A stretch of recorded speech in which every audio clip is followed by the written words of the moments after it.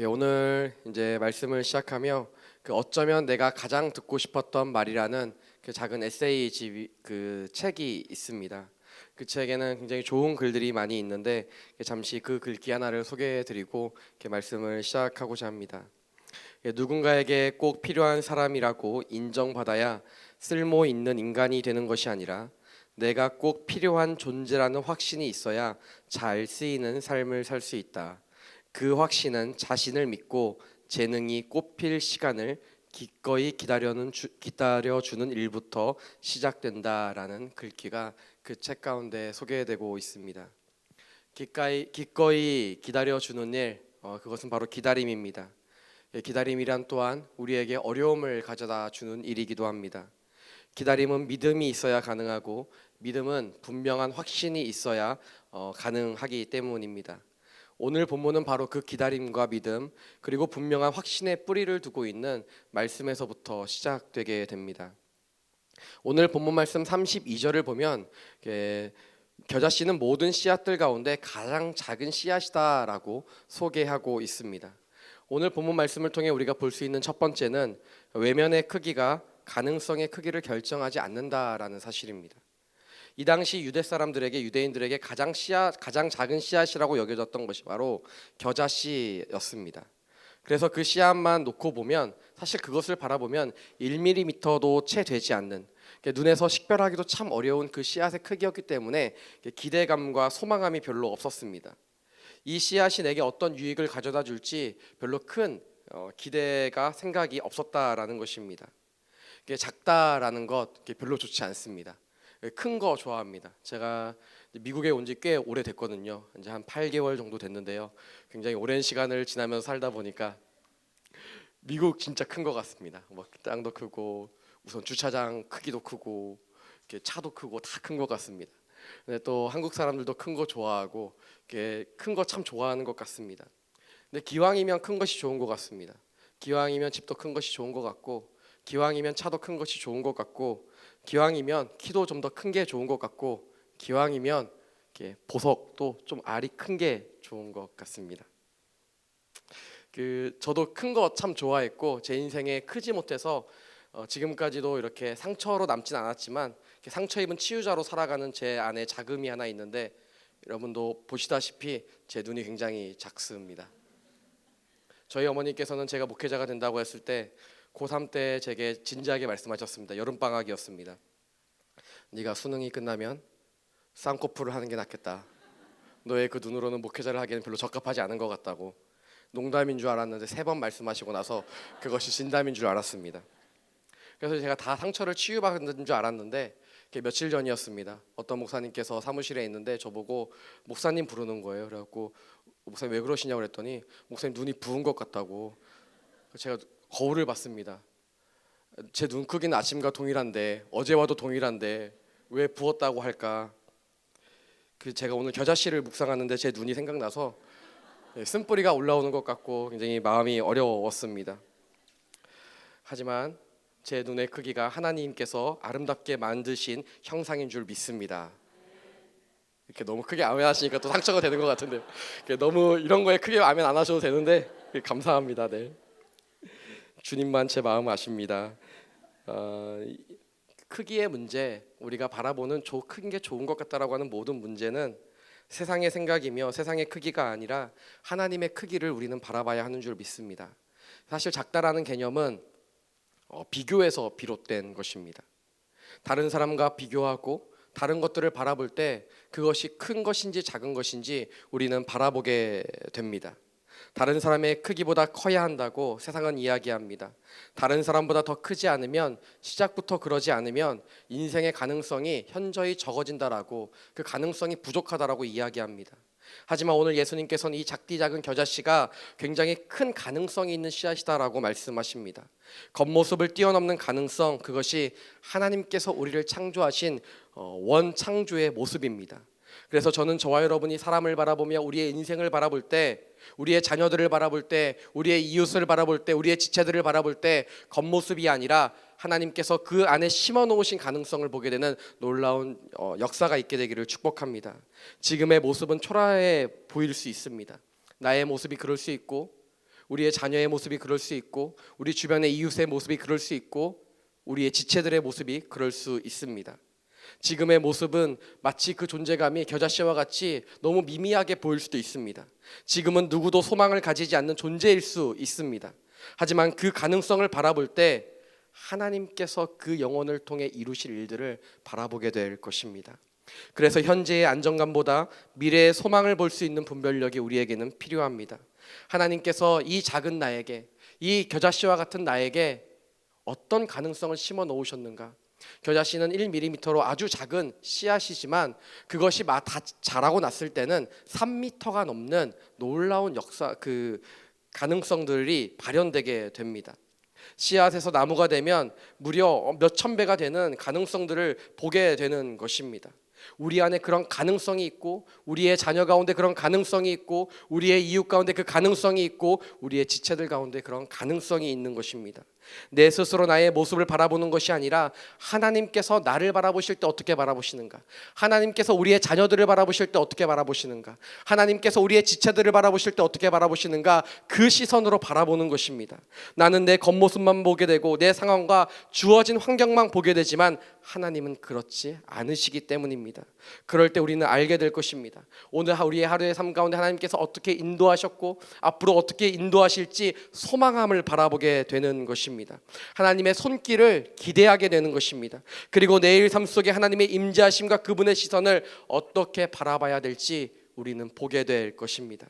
그렇게 할 때 세상이 나를 향하여 작디 작은 씨앗이라고 하는 그 소리에 우리는 귀를 닫을 수 있습니다.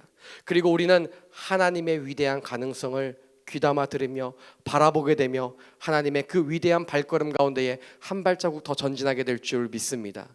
그런가 하면 오늘 본문 말씀 31절과 32절 우리가 다시 한번 읽고 말씀을 나누었으면 좋겠습니다. 우리 한 번 더 읽도록 하겠습니다. 예수께서 또 다른 비유를 들어 말씀하셨습니다. 하늘나라는 사람이 자기 밭에 가져다가 심어놓은 겨자씨와 같다. 겨자씨는 모든 씨앗들 가운데 가장 작은 씨앗이지만 자라면 모든 풀보다 더 커져서 나무가 된다. 그래서 공중에 나는 새들이 와서 그 가지에 깃들게 된다. 아멘. 두 번째는 무엇인가? 평범함이 특별함이 된다라는 것입니다. 팔레스타인 지역, 이스라엘 땅 가운데 특별히 갈릴리 호수 지역에는 2월 달이 되면은 그 호수 주변에 겨자풀이 굉장히 무성하게 자라나게 됩니다. 이 겨자풀은 갈릴리 호수 어디를 가나 볼 수 있기 때문에 굉장히 흔하디 흔한 풀이었습니다. 그런데 오늘 예수님께서 제자들과 사람들에게 가르치는 장소가 바로 이 갈릴리 호수입니다. 예수님의 말씀을 듣기 위해 몰려든 사람들, 이 갈릴리 주변에 있던 사람들과 그 주변 지역의 사람들이라 할지라도 이때 예수님께서 겨자씨를 이야기할 때 이 겨자씨가 얼마나 흔하디 흔한 것인지를 모두가 알았을 것입니다. 그러면서 예수님께서는 하늘나라가 무엇과 같으냐면은 자기 밭에 가져다 놓은 겨자씨와 같다라고 말씀하고 있습니다. 귀하지 않습니다. 굳이 그 씨앗을 자기 밭에 심겨다 놓지 않아도 갈릴리 호수 주변에 가면 얼마든지 뽑아올 수 있고 얼마든지 구할 수 있는 것이 바로 이 겨자 씨앗이었고 겨자 나무였습니다. 이렇게 무엇 하나 특별할 것 없고 흔하디 흔한 겨자씨를 심는 것이 가장 귀한 하늘나라와 같다라고 예수님께서는 말씀하고 계십니다. 하늘나라는 특별하다고 여겼던 그 시대 사람들에게 예수님은 그것이 아니라 하늘나라는 평범함 속에서 발견되는 진주와 같다라고 말씀하고 있는 것입니다. 그래서 생각해보면 아브라함이 그랬습니다. 어느 왕이나 대단한 사람을 부른 것이 아니었습니다. 다윗도 그랬습니다. 그는 그저 목동일 뿐이었는데 하나님께서 부르심으로 말미암아 특별한 왕이 되었습니다. 예수님의 제자들도 그랬습니다. 대부분이 어부였고 그들은 특별한 내세울 이력 하나 없는 사람들이었지만 예수님의 부르심을 힘입어 특별함 속에 비범함을 발견했던 특별한 인생을 살아갔던 사람들이 바로 예수님의 제자들이었습니다. 지극히 평범하고 평범했던 그 사람들에게 누구 하나 관심을 가져주지 않던 그 사람들에게 하나님의 시선은 멈추어져 있었습니다. 겨자씨처럼 작고 흔하고 흔하여 사람들의 관심을 받지 못했지만 하나님은 그 평범함을 특별함으로 바꿔주시는데 어떻게 평범함에서 특별함으로 바꿔주시는가? 33절 말씀 우리가 다 같이 한번 읽어보도록 하겠습니다. 함께 읽겠습니다. 예수께서 또 다른 비유를 들어 말씀하셨습니다. 하늘나라는 여인이 가져다가 밀가루 3-4톤에 섞어 온통 하는 누룩과 같다. 아멘. 하나님께서 평범함을 특별함으로 바꿔주시는 것은 무엇인가? 31절과 32절에서는 겨자 씨앗이 나무가 되게 하는 것이고, 또한 33절에서는 밀가루를 섞어 부풀게 하는 누룩과 같은 것이다 라고 말씀하고 있습니다. 바로 여기에 비밀이 있습니다. 씨가 아무리 가능성이 있고 누룩이 아무리 좋다고 할지라도 그것을 심지 않고 그것을 밀가루와 섞지 않으면 아무런 쓸모가 없다라는 것입니다. 내 안에 아무리 가능성이 많은 사람이라 할지라도 심겨지지 않으면 그것은 자랄 수가 없습니다. 내가 밀가루를 아무리 부풀게 하는 좋은 누룩이라 할지라도 그것이 밀가루와 섞여지지 않으면 아무런 필요가 없다라는 것입니다. 그것이 심겨지고 그것이 섞이게 될 때 그 가능성이 폭발하기 시작하는 것입니다. 그래서 우리는 내가 얼마나 가능성이 있는 존재인가 그것도 바라봐야 되지만, 더 중요한 것은 무엇인가? 그 가능성을 가진 내가 예수 그리스도께 심겨져야 되고 예수 그리스도께 완전히 섞여져야 한다라는 사실입니다. 우리에게 존재하는 무궁무진한 가능성이 터져 나오려면 예수 그리스도께 심겨질 때만 가능하다라는 것입니다. 그러므로 우리는 예수 그리스도 안에서 썩어져야 합니다. 그때 싹이 나고 줄기가 자라나게 될 것입니다. 예수 그리스도 안에서 썩어져야 밀가루를 부풀게 할 것입니다. 저는 저와 여러분의 삶 가운데에 예수 그리스도 안에서 썩어지게 되는 놀라운 역사가 있게 될 줄 믿습니다. 하나님이 심어놓으신 그 가능성을 발견하게 되는 것, 예수 그리스도를 만나게 될 때 일어날 줄 믿습니다.